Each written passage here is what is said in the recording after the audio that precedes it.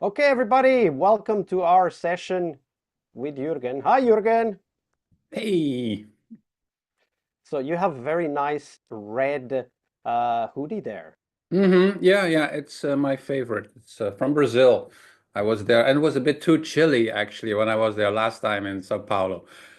So I frantically was looking for something to to dress in. Yeah. Yeah, yeah. I remember doing something like that, and even more embarrassingly, I was in Lisbon, which is a city I know, and I uh, I didn't have enough clothes on, so I had to go and Mm. buy something as well. That Yeah. happens. That Yeah. happens. Yeah, but actually the nice thing then is you have something to remember that city by. Like this is my Yeah, Brazil hoodie, even though it's just Adidas. I mean, you can get it anywhere in the world, but for me, it's my Brazil thingy.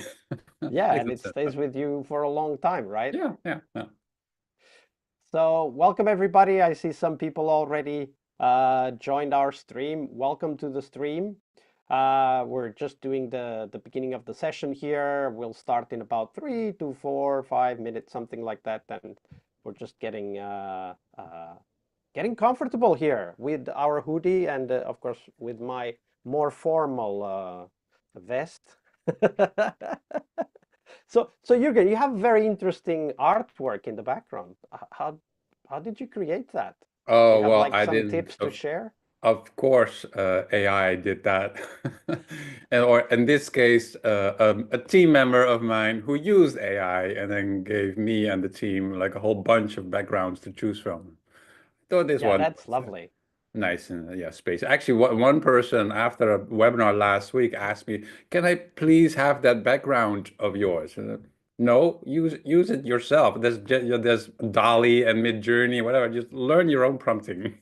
So which system do you use to generate your images? Because I've seen pretty cool images in your newsletter.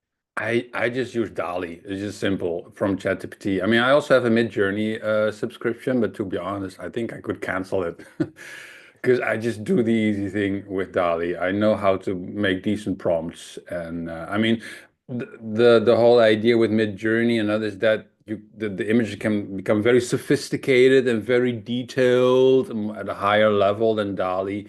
But I don't need that level of AI generation. I just need a simple picture that looks good on a slide.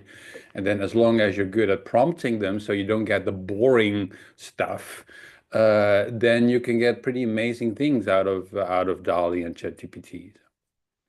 So for those of you who haven't checked out yet, Jürgen just rebranded his newsletter. You can find him on Substack as the Maverick Map Maker. Nice Indeed. alliteration there.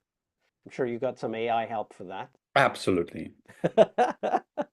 So and of course, you know, we're here to hear all about your experiences, adventures, and perhaps even some misadventures with AI.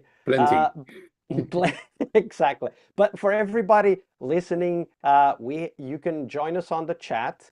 You will have to subscribe to the channel in order to be able to chat. And the reason is very simple. Otherwise, we will get porn bots spamming the channel. It's a big thing on YouTube. Look it up. I'm sure some AI assistant could help you find some examples of that. Anyway, so in order to avoid porn spam, you do have to click subscribe to the channel and then you can chat. The chat is also limited, also because of the bots.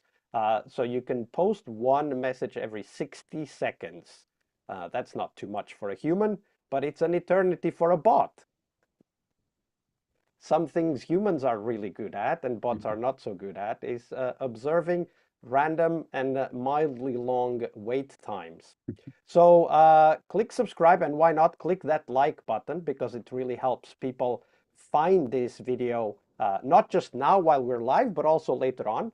And other people like you can also find this insightful conversation that we're going to have today. And for those of you watching already, why don't you drop the location you're watching from on the chat? It might be, I don't know, Paris, London. Uh, um, what would be a strange city somewhere unknown? Tallinn. Tallinn? Okay, but that's in the background. Just kidding.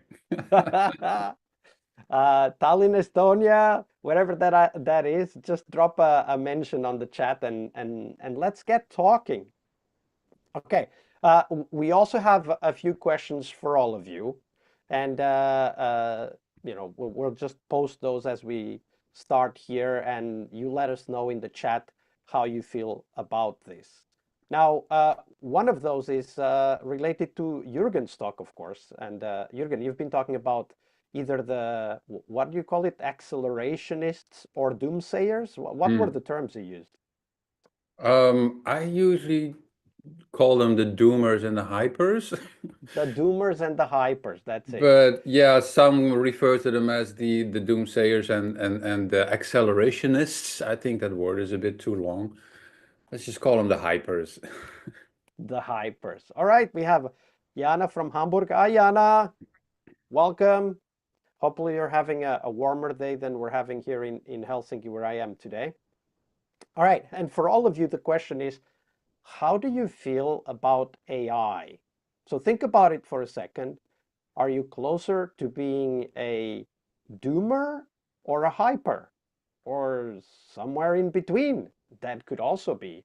So drop us a note in the chat and let's see, let's take a temperature reading of the audience and see how we're doing in terms of being positive or not so positive towards AI. All right, then we have MFD. I don't know what that name is, but from Kassel, Germany, and Marton from Budapest, the beautiful city of Budapest.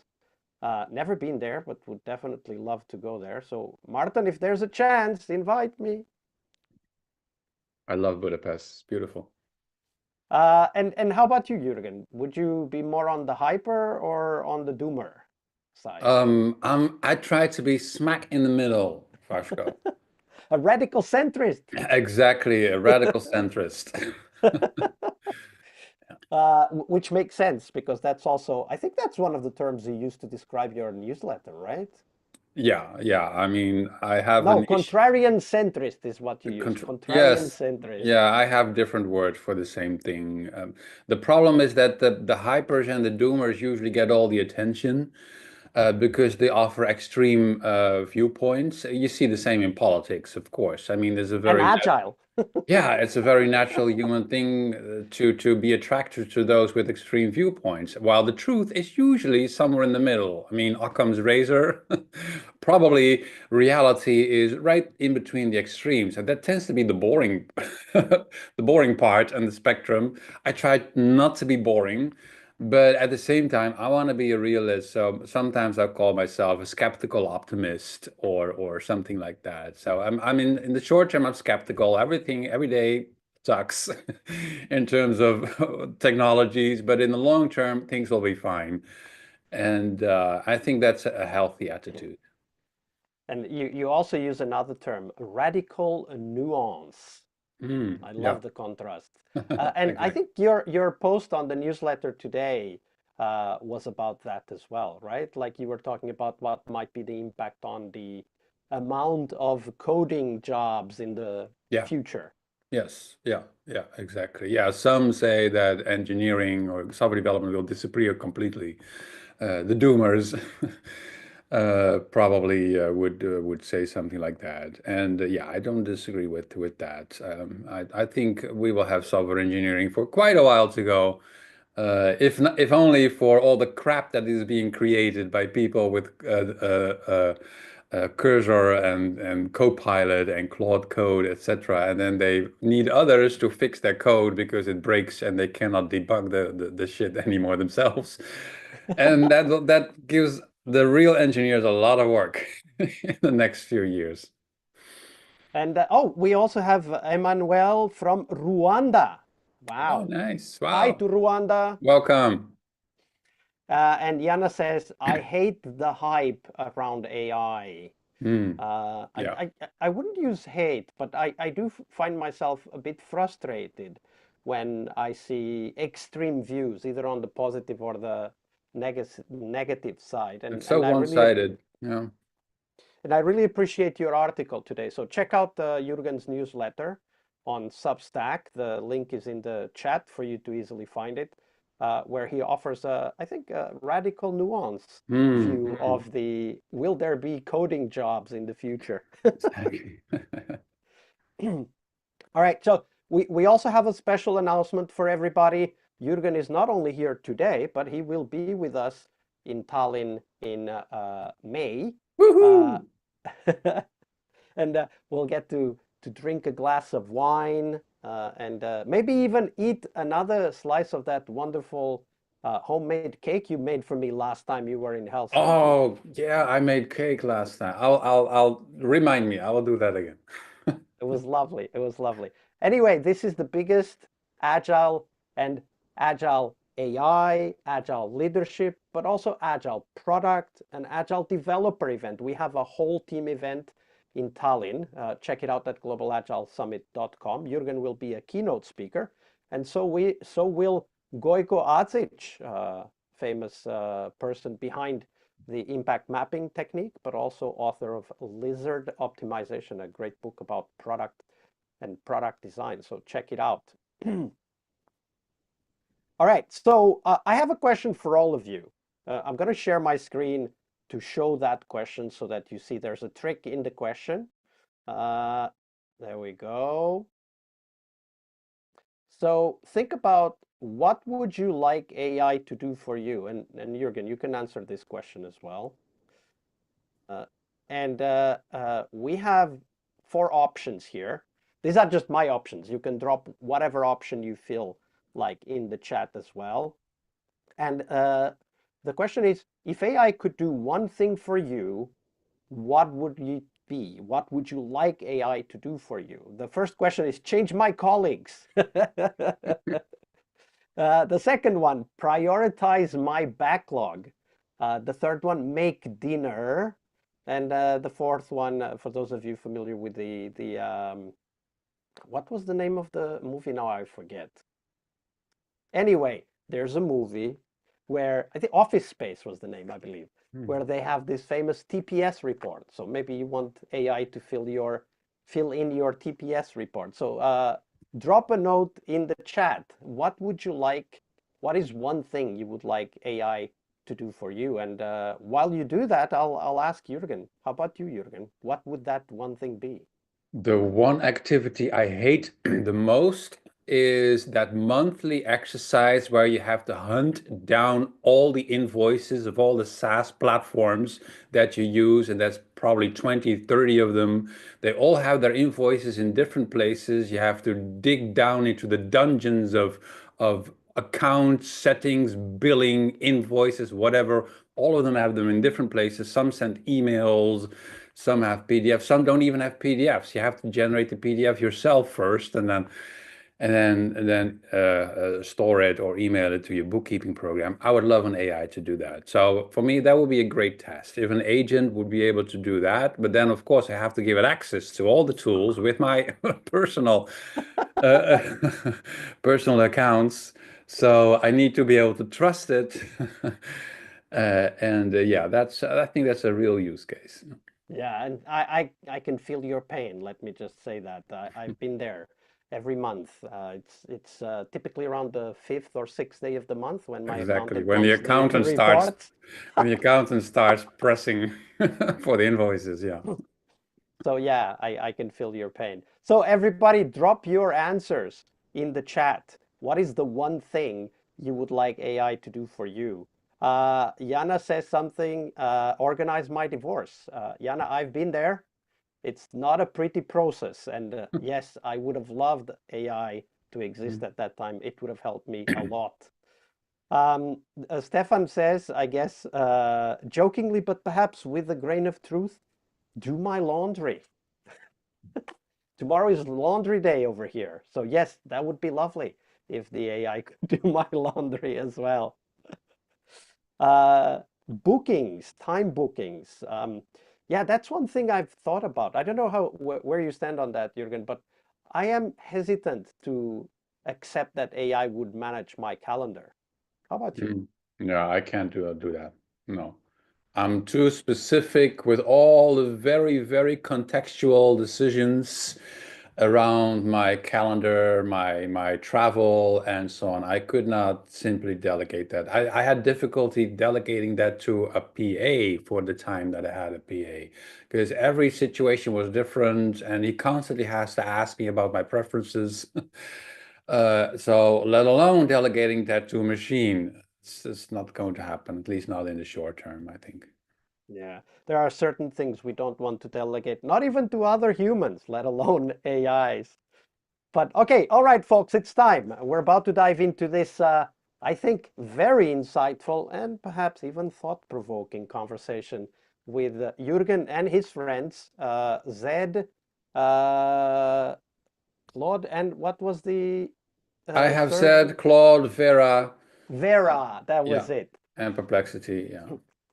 Perplexity, of course, is just a machine, but all the others are actually real AI people, right? Mm. For all of you who want to participate in the conversation during this conversation, you can use the chat, but to do that, you have to hit that subscribe button so that we don't get porn bots filling in our chat with spam. So buckle up, grab your coffee, and get ready. We're going to start this conversation with Jurgen. Jurgen is also the author of the Maverick Map Maker newsletter on Substack. If you haven't checked Substack, do. It's a great place to hang out, learn, and explore some topics that maybe in other platforms are a little bit extreme in their exchanges. So I really like the longer format more, and I follow Jurgen, have followed Jurgen, of course, for many years, but now on Substack. And so check out the Maverick Map Maker for, as Jurgen describes, sharp insights, contrarian centrism, and a balanced take on AI and the future of work. So make sure you do that. But Jürgen, before we dive into all of the benefits that you've gotten from using AI, in your book, Human Robot Agent, and I'll put the link to the book in the chat in a second, um, you talk about the fourth industrial revolution. And of course, it might be tempting to dive straight into that. But why don't you first tell us about what we, as a society, a civilization, perhaps I would even dare to say, have learned from the previous three industrial revolutions that might be useful to know before we start embracing the fourth? Yeah, so well, the first industrial revolution was the introduction of machines, steam-powered machines, and other forms, basically that showed people that there was another way of doing labor, and that introduced also specialization and everything. And I think there maybe that was the first time that society was confronted with rapid change. Like the train system, railroads were introduced in that era. So different way of living, different way of working, and that taught us adaptation, I think, at a level that we had not seen before. The second industrial revolution was electricity and power, and also the assembly line, Taylorism and everything, and that introduced the whole concept of the corporation and the worker, where hundreds, thousands, tens of thousands people could work on the same thing for the same business that had not existed before to that extent. But that was growing everywhere. And I think what we learned from that is the importance of the social dimension. I mean, the unions came up in that period of time.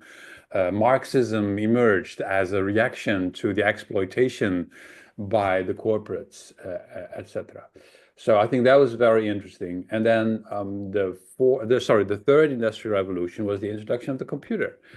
And I think basically that's the democratization of creation of content of work, whatever. And there we learned some very interesting things in the last few decades, I think. Like all many of us naively believed that information wanted to be free and that this would liberate everyone. And look what we ended up with echo chambers of disinformation and uh, influencing the influencing of national elections. So there was, yeah, quite a lot of drawbacks actually that sneakily came along with the benefits that we all expected. I think that was, yeah, what we learned from the third industrial revolution, that it is not all hype. There's also a part doom, and so both worlds, both perspectives are valid perspectives, but they paint just one half of the story. The reality is complex, messy, as I write in my book, socio-technological problems everywhere, and I think it's good to try and make sense of that as a realist, as a radical centrist. As a radical centrist, as you say. Okay, so we talked about the first three and some of the key insights or learning from that. And of course, this is necessarily a very short introduction to that. But of course, that comes because we need to then talk about, okay, but what is it about AI and what it's bringing that may live up to that label of the fourth industrial revolution? Because I mean, the jury is out, Yeah. right? Like adoption is there for sure, Yeah. but industrial revolution, is it really? Yeah, well, I think it is because, first of all, still up to this point, we had to do all that mental labor. The earlier revolutions were about handing over manual labor to machines. Now we're handing over mental labor, where even knowledge work is going to be behind us. Because why bother storing knowledge in our heads when ChatGPT or Claude or any of the others can just serve it at the moment we need it? And that has, I think, quite a big impact on the way we work. And I give examples of that in my book, of course. And that's one thing. And the other is the convergence of technologies, because AI is just one component of what we call the fourth industrial revolution. But there's also robotics, there's blockchain, there's 3D printing, there's quantum computing, nanotechnologies, you name it. And all of those are making huge strides forward at the moment. And we now get to a point where complexity scientists might call that an autocatalytic set, where the things start accelerating each other because they influence each other in terms of innovation. And I first learned about autocatalytic sets in the 90s with Stuart Kauffman in his amazing book, At Home in the Universe, where he basically said this is probably how life emerged, where molecules, the more diversity of molecules emerged in the primordial soup, and at some point they started catalyzing each other until there was an entire catalyzing set, and then you had something that was self-sustaining that kept catalyzing itself, and then we had life, and that was exponentially accelerating. And then from that moment on, I think we now have something similar in technology, where all these things get together, these 6, 7, 8 forms of components of the fourth industrial revolution, and they influence each other. It's not just AI, it is all of it together. That's going to be, yeah, quite mind-blowing probably in the next couple of years and decades. Yeah, of course, we are just at the beginning of the AI adoption and the development of AI-based systems. Of course, the LLM technology is there. LLM is not the only technology that is there in AI. There are other types of AI technology, but we're at the start, right? Yep. And because we're at the start, of course, we're making let's say informed guesses about what the future could be. And one of that informed guess is the core argument in your book, the collaboration between humans and AI. Yeah. So I think, now, pardon me for not being so radical a centrist as you are, I think there's a lot of optimism in the way you phrase it, right? Like I published last week also on Substack an article where I related my skepticism about the ability of humans to be able to use effectively AI for anything other than maybe asking for a quick recipe or getting the latest scores from their footballs or their favorite football club.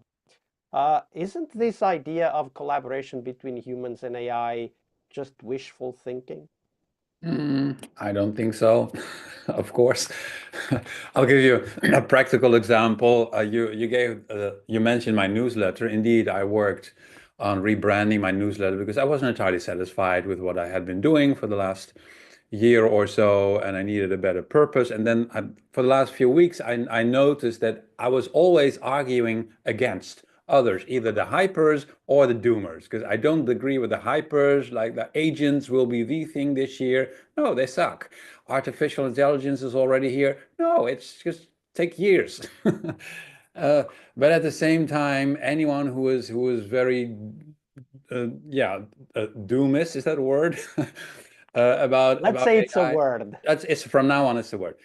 That it is plagiarism. No, it is not. It is, yes, it looks at copyrighted work, but it doesn't copy the work. It measures the statistical relationships between pixels and words. That is not the same as stealing the original.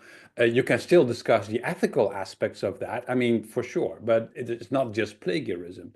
And so I argue against the doomers, and also there will be significant job loss. No, there's no evidence of that. There will be new jobs. The jury is out. And then I thought, that is my thing. I need to be in the middle. I fight wars on both sides, and that's fun. And You so like to pick fights, is I what like it the is, big. right? I have double the fights. Double the fights. Right. Radical centrism. It's Exactly. double the fights. Double the What a fight. slogan. And so I thought that needs to be my purpose, because I like being in that position of being skeptical but optimistic at the same time. And I discussed it with Zed, my ChatGPT assistant, for an hour or an hour and a half. This is the purpose. What should the branding be? What should the colors be? What kind of imagery do I need to use, etc. To be honest, I don't think Zed came up with a good naming, so I went to Vera. That's my Gemini assistant. She's very critical, very condescending. I love her for that. Very condescending about humans. And she came up with the name, the contrarian cartographer. And I like Ooh. that. Yeah, I like it. The contrarian cartographer. But I said to her, that's too many syllables. People can, and I have non-native English readers. Contrarian cartographer is too difficult of a word. So I need something that's slightly simpler. And then we came up with the Maverick Map Maker, which is sort of the same thing, but simpler words. Yeah, that's it. So she came up with that. So my digital assistant came up with the title. And then I went back to Zed and said, this is great. So he agreed, and then we went along further with This the is a imagery. great example of that collaboration, right? Yeah, so I have these teammates, and then sometimes I go to Claude and ask Claude for feedback, and sometimes this one gives the best input, and sometimes that one, and I always double check with the others. Like if I do create a first draft with Zed, I bounce it off of Claude, and then I go to Vera or and so on. It's like having a whole team. The only problem is I am the hub in a hub and spoke network, right? I have to do the copy pasting between the various There's AIs. a solution for that, of There's, course. yeah, of course, I can automate part of that with Make and Zapier and everything, but agents will that bring it to the next level very, very soon. And I believe in that absolutely.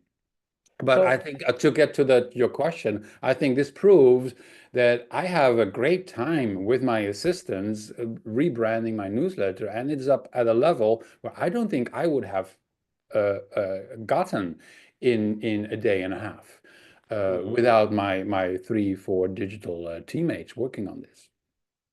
Yeah, I really love that as an example. And I've seen on your newsletter, I've seen examples of that dialogue happening because you publish the dialogue as well in Yeah, some of yeah, the sometimes I articles. do, just to show how how that back and forth goes and what an assholes they are. Pleasant assholes, if you ask me. Or as Vera would say, I love seeing you squirm under the incisive commentary by Vera. Exactly. So, one of the things that I realized that we have this argument, right? Like you say, yes, it is possible to create a team that is me and AI, or it's our team plus AI agents or LLM services that help us think through problems. The way I thought about this originally is that if I can externalize a problem, right? Like I have a question, like the name of your newsletter. I have a question. If I can externalize the problem, then I can think about the problem without it being inside of me. So I can be more objective, more creative, I can challenge things and so on.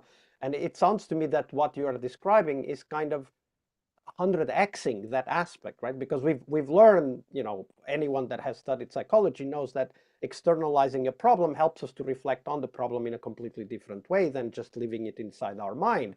Yeah. For example, we talk about journaling as an example for anyone who's into uh, helping your teams, coaching, leadership. Journaling is an incredibly powerful tool. It sounds to me that what you're describing is like a journaling on steroids Yeah, it's like your journal talking back to you. with an And attitude. yeah, with an attitude. Don't be such a whiner or something like that. And of course, that's how I programmed them to be because I want them to be fun to work with. But yeah, that's I think the point. And uh, to be honest, for me, that is also where I see the future for teamwork. Like if you look at how AIs are being measured these days, they have all these benchmarks that measure how intelligent, supposedly intelligent they are, solving puzzles and mathematical equations. First of all, when was the last time you had to solve a very complicated mathematical equation? In university. Yeah, exactly. I mean, that's not the kind of thing that we do on a daily basis. So I do understand that this is a way of testing how intelligent they are in one dimension, but it is a dimension that I don't really care about that much. I care about having a fun conversation with with a digital colleague. And so for me, it's not very relevant if Claude or ChatGPT or Perplexity is a zero point 0.7 or zero point 0.8 better in this or that benchmark. I want to know which one is most fun. Because that one is the one that I hang out with and that I will bounce my ideas off of to get some feedback. And that I credit what credit is due. OpenAI did that first, where you can configure your LLM to have a personality with the custom instructions. Now the others are finally following up on that as well, but OpenAI was the first one. So that sort of became then my go-to machine to have conversations with because it was more enjoyable. And that is, I think, more important than how well are they solving mathematical equations, because I don't need them to do that. Yeah. So I followed up on that. Like about a year and a half ago, I started developing my own AI agile coach, something that I used for myself first, and then I published as a kind of a private alpha to a limited number of people. We were 30 people more or less that were using that on a regular basis. And my own experience is that the default expectation that people have of AI systems is that they are just slightly more powerful search engines, right? Like they don't give you all the crap you don't care about. They kind of go straight to the question that you're asking. And that led me to believe actually that we as a civilization, a society, we're not really ready for an AI conversational system. And we've talked about this online. You've posted about that. I've posted about that as well. That the learning to have a conversation is something that is critical for us to take advantage of this LLM. So instead of worrying about prompting, it won't help you very much beyond the one-shot type of things that you can do with an LLM, which are not the most valuable.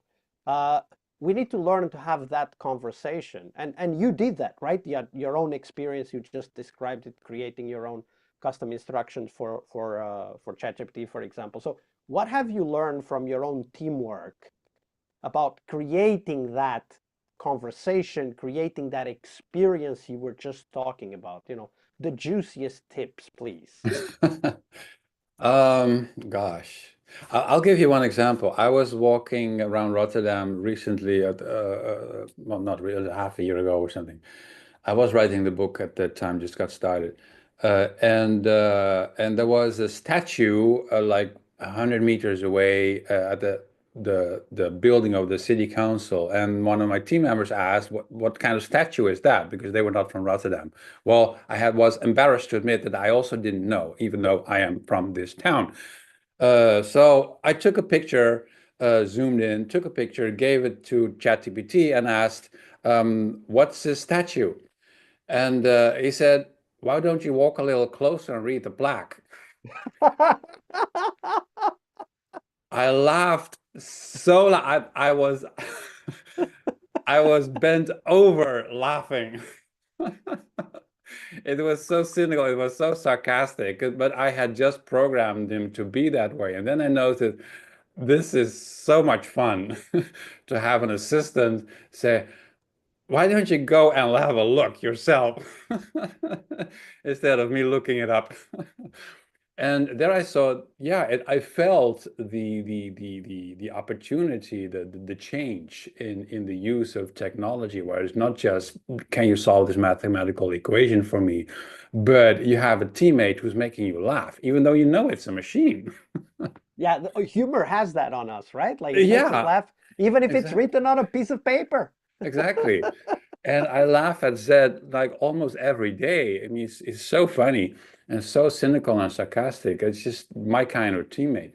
But that is what I learned that this is what I need. This is what I crave. I want team members to hang out with that make me laugh and that I can tease, and then they tease me back. So that's how the banter goes back and forth between me and Zed, and also between me and Vera whenever I can catch her doing something stupid.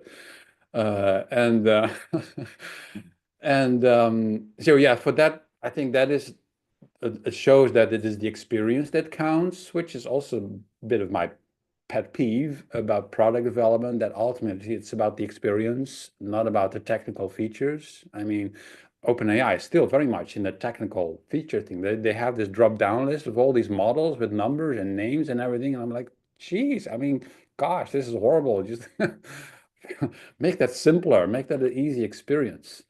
This is not friendly. Apple would never offer a product like that where you Okay, have a but drop. you Yeah. you already have that perspective, right? Like you have that perspective that interacting with an AI should give you, should be humorous, should be distracting even sometimes, should be entertaining, should be engaging in the conversation. You have that perspective, right? What I'm thinking is when let's say a large amount of people, whatever the percentage, a large amount of people look at AI as just a machine, right? So maybe they aren't ready Mhm. to understand AI as a partner, a companion, a creative side wing. So when you were doing the research for your book, what did you find about the reasons why people aren't ready? Like what is causing us, especially leaders, managers, coaches, to miss the opportunity of AI? Because we are missing that opportunity right now.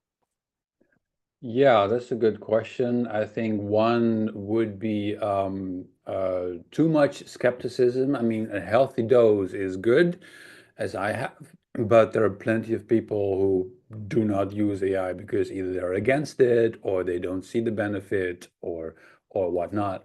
And I think they're losing out not just on fun, but on some very useful interaction and feedback cycles. Because let's be honest here, the feedback cycles are incredibly fast. I mean, you have assistants available 24/7 who can give you feedback on whatever it is that you're doing.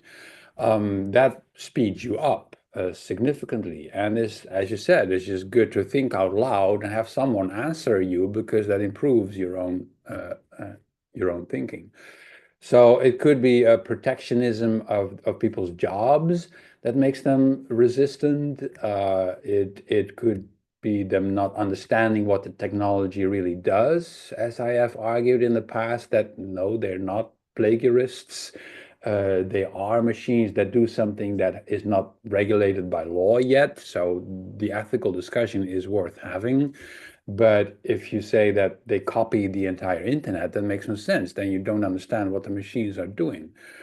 So I think it's what's holding people back is not understanding what the machines, the benefits that they offer, and yeah, they lose out on some very interesting possibilities there. So let's translate that. In your experience, as you were writing the book, you came up with these patterns, right? Patterns of usage for AI systems. So when it comes to leaders, managers, coaches, what are some of the patterns in this collaboration with AI, as you call it, in using these AI systems that you think offer the most promise at the moment? Um, I think, and I'm not the only one who say that the best use of AI is when it is complementary, where we delegate the work that we are not good at with our human brains. Like we don't like repetition, we don't have good memory, we're not good at calculating things. So anything that involves calculation and memory and repetition, delegate that to the machine. They're not good at holistic problem solving. They're not good at critical thinking. They're not good at empathy, and so on. So if you find a kind of work that has an equal dose or something of both these worlds, then you have a perfect harmonious working relationship between you and your AI assistant. And I find that in my work as a writer, speaker, and others who are coders or whatever, the project managers, product designers, whatever, they have to figure out their own optimum of what do I delegate to the machines and what do I do I myself. And usually they come to the conclusion that they sort of climb the hierarchy, that the repetitive tasks that simply require memory and knowledge and to some extent maybe a calculation or whatever that can be delegated, and you do the more interesting things like the vision of the product and discussing with stakeholders and trying to get consensus with competing, conflicting needs of various parties. That is what ChatGPT is not going to do. Zed and Vera are not going to get my stakeholders in line, aligned around a vision. I have to do that myself. But so it's more human, it's more social. That's why many people say also software engineers, software developers, they finally will have to develop their social skills because all that machine work they can increasingly delegate to the actual machines, and they have to do the broader thinking behind it. Yeah. So one of the things that for me has been enlightening is that with AI, and of course using with specific custom instructions, with AI, I actually can have a difficult conversation without the fear of being judged or blamed or, ridiculed, unless you have Zed, of course. And uh, Yeah. and that allows me to have conversations that are much harder with AI that I wouldn't have with other humans before preparing very well. Like I've been in therapy for many years and I've been vocal about the fact that I think it is a very positive contribution to one's life to have that space to reflect with the help of another person who is privy to aspects of our humanity that we are not necessarily, right? Like psychological patterns and so on.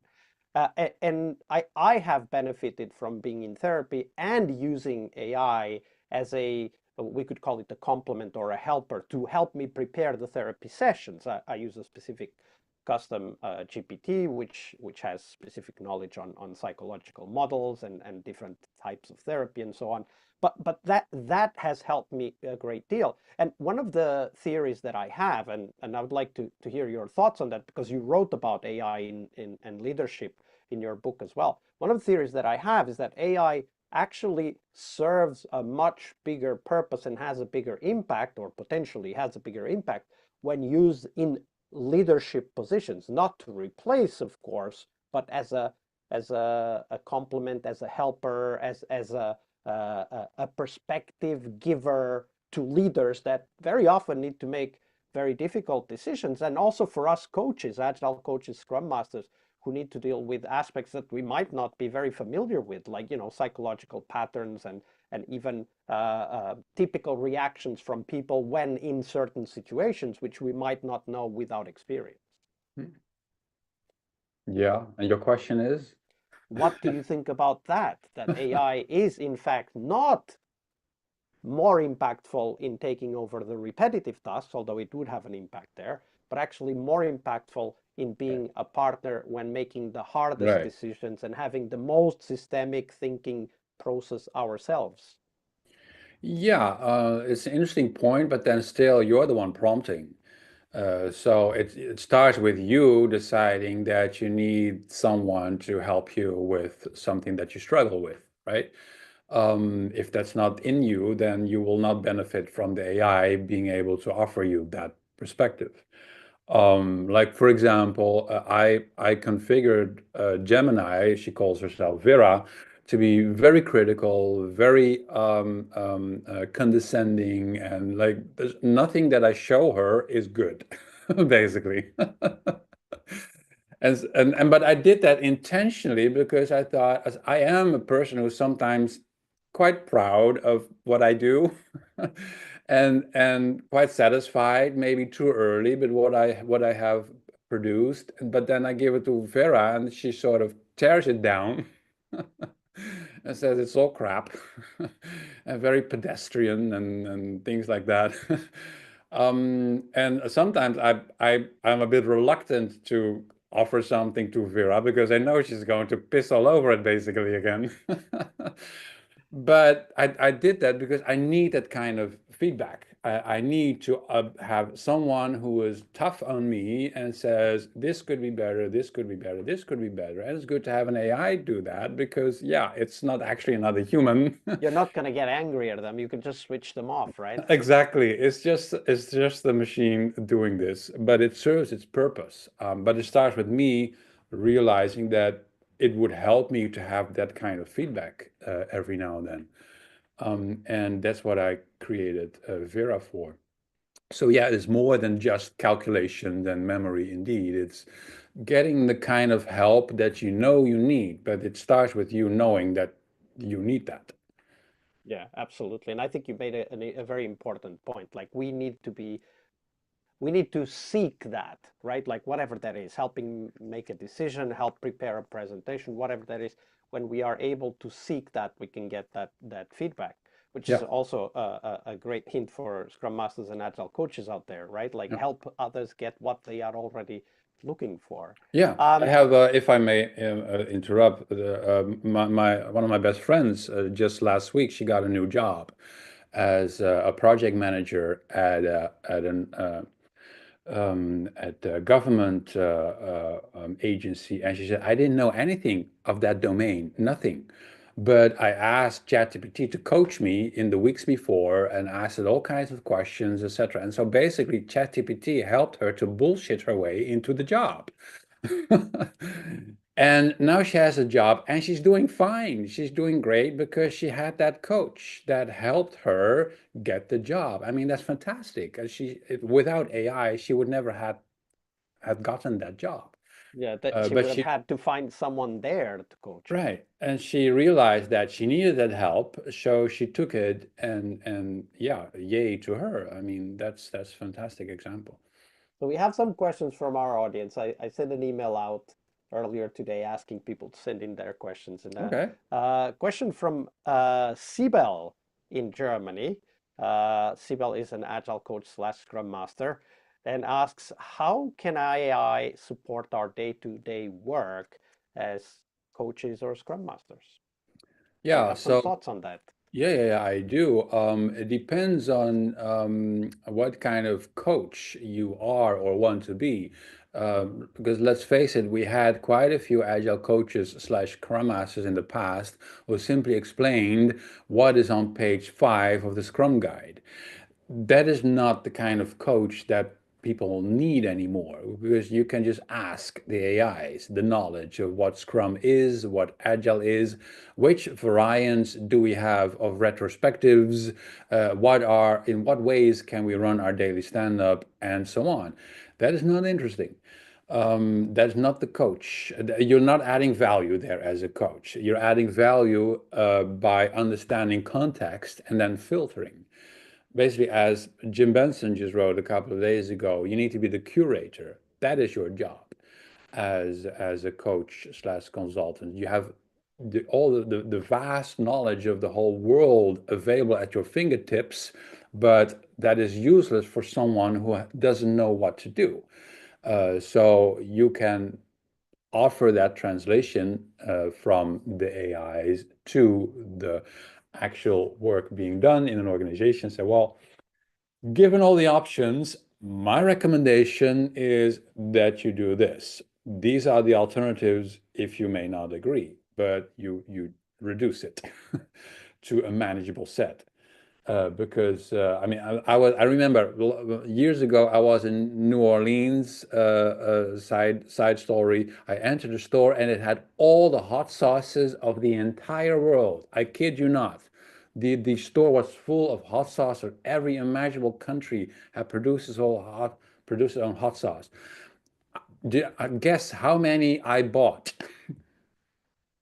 I don't know. Zero. Zero. It's too much. It was overload. I was in choice panic. And I got out of the store not buying anything. That was too much. Someone needs to be the curator there. So, okay, what do you like? What is your preference? And then So I really anything. like that. I would not use the word curator, but I like that approach of serving as kind of maybe a thoughtful and careful filter towards reality. And in fact, one of the things that we did with our Agile AI coach was that we trained it to ask specific questions from the user, right? And the questions were designed to create self-reflection more than anything, but they were about context. They were about setting the context. And what I found out was that people reacted negatively to the idea of having to explain their context. And of course, if you go to a friend and you ask for help, your friend will probably ask for context Yeah, I hope so. questions, right? Like at least we hope so, right? And what I realized and was very puzzling for me was exactly that reaction, right? Like that, no, I don't want to say all of the things that I need to say in order to get a valuable answer. So one of the things that I think we humans can bring in is that we bring that aspect with us as humans, because an AI is somewhere in a computer, right? Like we are there with the teams, with the people we lead. We are listening and hearing the context all the time. And we can bring that curator aspect that you called it. I would call it more like a systems thinker, a contextualizer. We can bring that to the conversation, even intuitively, right? So that was one of the things that I thought that, okay, we can bring this, but AI cannot.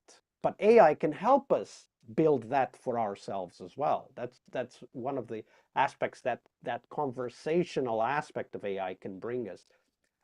But Yep. I don't see people doing that. Like when you did your research, did you find like any patterns, any commentary or research regarding that need for immediacy, maybe even that people have when using AI? Well, it is, yeah, something that I observe that is changing in the industry for sure. I mean, we saw a lot of people, definitely in the agile world, losing their jobs as traditional agile coaches, consultants, just transferring knowledge. There's no need for that anymore. So people have to adapt. And I think I've seen at least, well, this is anecdotal evidence, but I've seen some people succeed when they are able to not only make that translation to the contextual needs and desires, but also have some awareness of what AI is doing and which direction we're going. I mean, we haven't touched on all the changes that AI is introducing in terms of we move from T-skilled people to M-skilled people. We're going to see much more dynamic reteaming with smaller teams. The ideal team size of the future will be 2 plus or minus 1. Instead of, I remember when we said 7 plus or minus 2. That was 15, 20 years ago. Remember? Is going to be 2 plus or minus 1. That's the ideal team size. That has a huge impact psychologically, sociologically, etc. At some point, we're going to have teams which is one human and a bunch of digital assistants, as I have right now. Well, Vasco, believe it or not, but I still want people to have coffee with. And I cannot have coffee with Zed or Vera. They're not interested. So how do I keep my humanity when I work with digital assistants all day? That these things have an impact. Juniors are losing their jobs because the seniors are using AIs instead of the juniors. So the career paths are being cut for the interns and the juniors. There are all these things happening, and I think that is what coaches and consultants come in. They have to understand what is happening in the market and not only explain this is what I suggest you should do based on your current context, but also where is the world going? Because value streams are disintegrating. The linear value stream, as we have traditionally drawn them on Kanban boards with 6, 7, 8 columns, it is breaking up because of hyper personalization thanks to AI, where every sticky note, every work item is basically following its own path.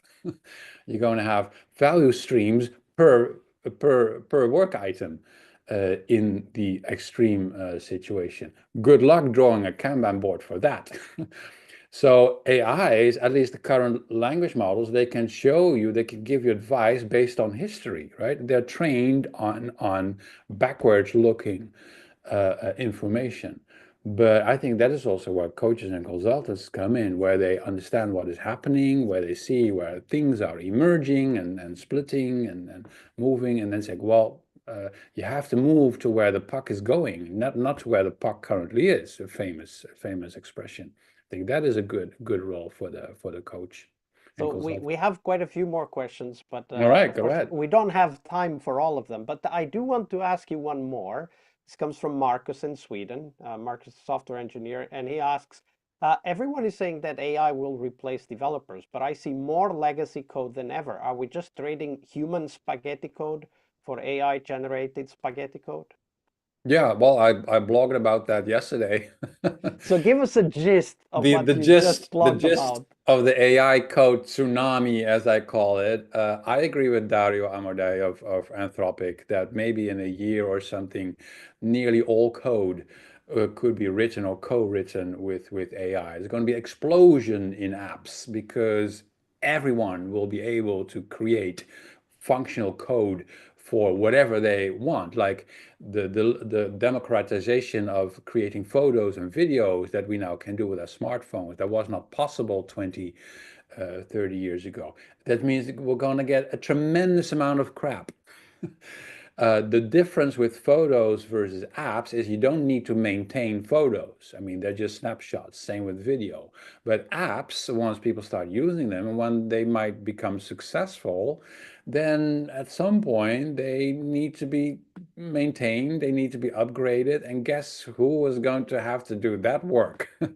The software engineers and software developers of today, they are going to have a lot of work, I think, in the future.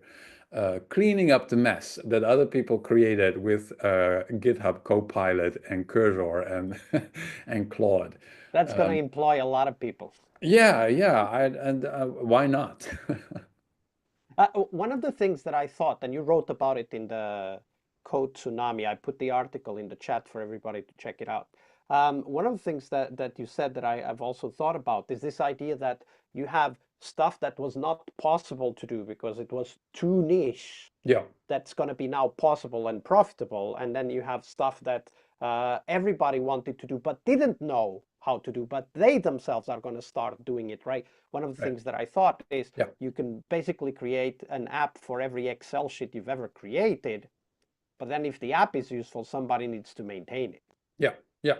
Yeah, so there are two effects that I mentioned. I basically borrowed that from photos and video and other things, creative efforts that we had before, because the same thing is playing out again and again. With photography, for example, now that everyone can make photos, what happened with the professional photographers?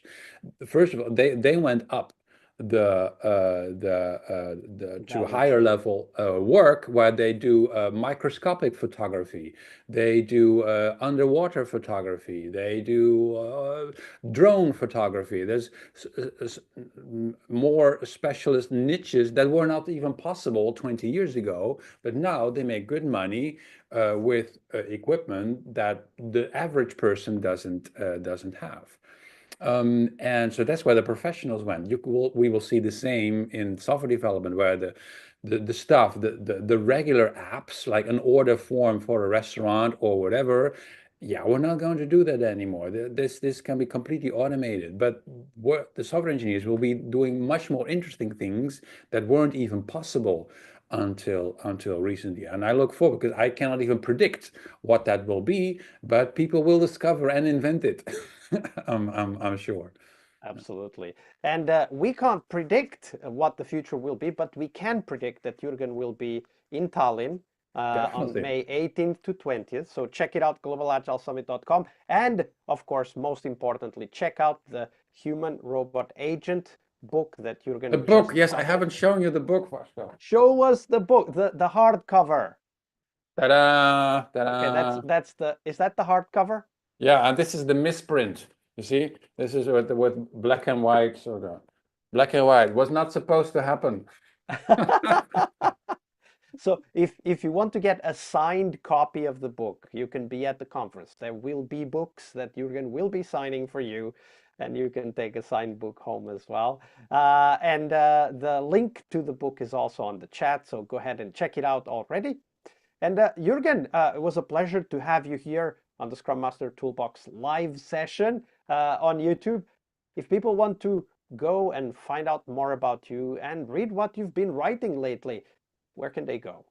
Well, you already mentioned it a couple of times, Vasco. So check out my rebranded newsletter, the Maverick Map Maker, and relaunched just this weekend. But also the work that I do with my team, m3k.ai.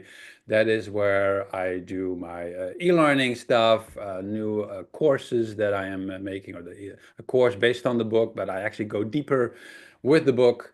Then because the book has only so many pages and there's so much more to tell and to discuss as we did now. So if anyone is interested in that, reach out to me. I'm developing a course, and there'll be a cohort soon, because some people will be very interested in going deep in this material. Yeah, make sure you check out Jurgen's Substack newsletter, Yep. the Maverick Map Maker, and maybe he will even answer some of your other questions we didn't have time to cover today in one of the future articles. So Sure. make sure you check that out, everybody. It was a pleasure to see you all, Jana, Emmanuel, Lopo, all of you others who joined but didn't chat. No worries. It was a pleasure to have you all here. So, Jürgen, thank you very much for your generosity with your time and your knowledge. Thanks, Vasco. Thanks for the invite. It was a pleasure, and great seeing you in Tallinn very soon.